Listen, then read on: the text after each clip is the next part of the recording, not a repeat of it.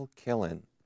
My guest today is the founder of the Peninsula Art Museum and also the founder of 1870 Art Center, both in Belmont, California.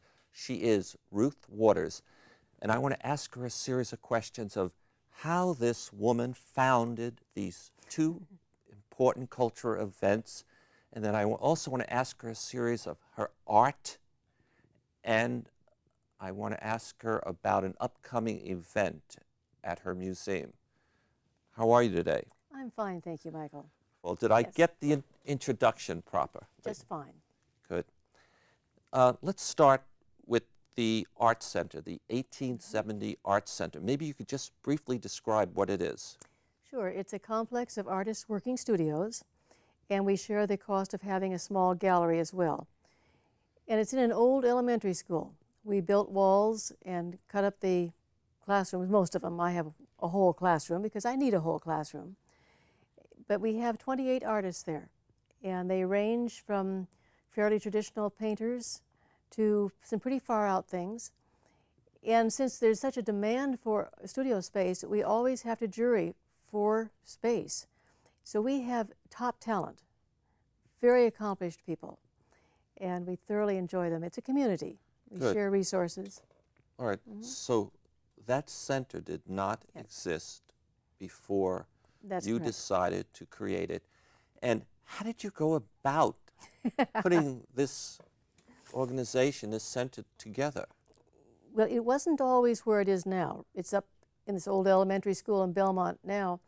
It started out when we returned from the East Coast, and I had been one of the original artists in the Torpedo Factory Art Center in Alexandria, Virginia.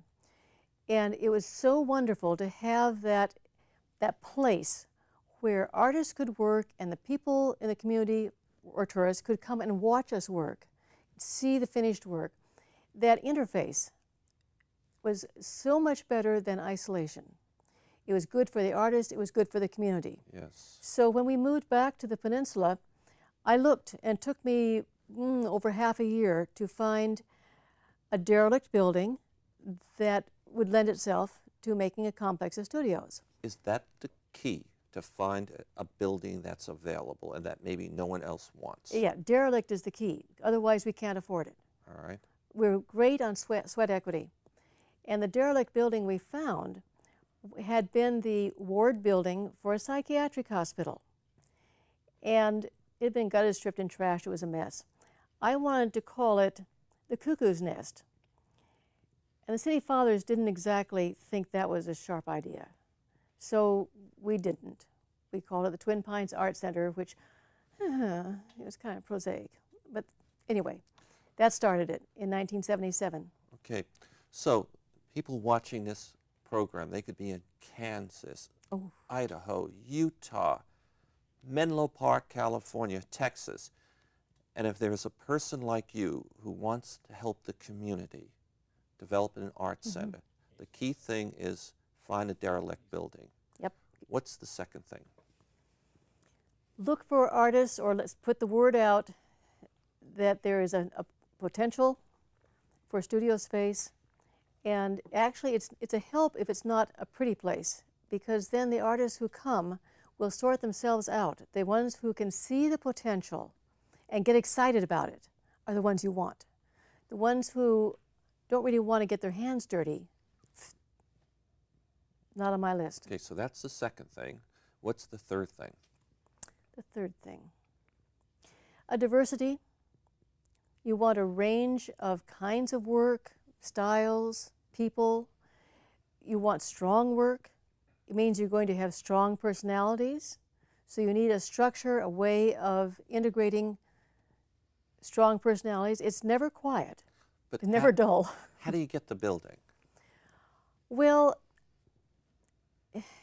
ideally, you find the derelict building that is publicly owned so that the enhancement to the community accrues to the benefit of the governing body, the city. When you do it in a privately owned building, too often what happens is you work your heart out and you make something of it, make something, a an asset out of a real problem. And the owner says, oh, look what I've got. And the rent goes up and the artists are priced out, and here we go again. So you went to the city council Yes. in Belmont. Yes. And what was your pitch? Well, it was a two-stage operation. First, I went to the director of Parks and Recreation in Belmont and explained what I had in mind. And I had the newspaper articles and all the stuff from the torpedo factory to show that this had been done before. It wasn't just totally out of blue sky. And he called in a member of the city council whose wife was a painter. And so the three of us talked it out, and they strategized and said, okay, tell you what, you go to the city council first and ask for just the use of a piece of the space for yourself. And then let's wait 6 months and then go back with the full-blown plan. And that was fine. It gave me a chance to get my space started and to kind of start cleaning up the place and start recruiting potential studio artists. And it gave the city a chance to see I wasn't totally crazy. I mean, you know, this is totally new to them. So 6 months later, I went back, and the city council asked if I thought anyone else would actually want to pay money to have a studio in that bold building. And I could honestly say at that point, every piece of space was spoken for. We even converted a shower stall into a little studio for a watercolorist, and she loved it. Okay. Wonderful. And again, watching this program can be inspired, and and they now have the roadmap. And I just want to send a message to my crew of 1,000. I'd like to go off for a moment this discussion and discuss Ruth Waters' art. And you are a sculptor.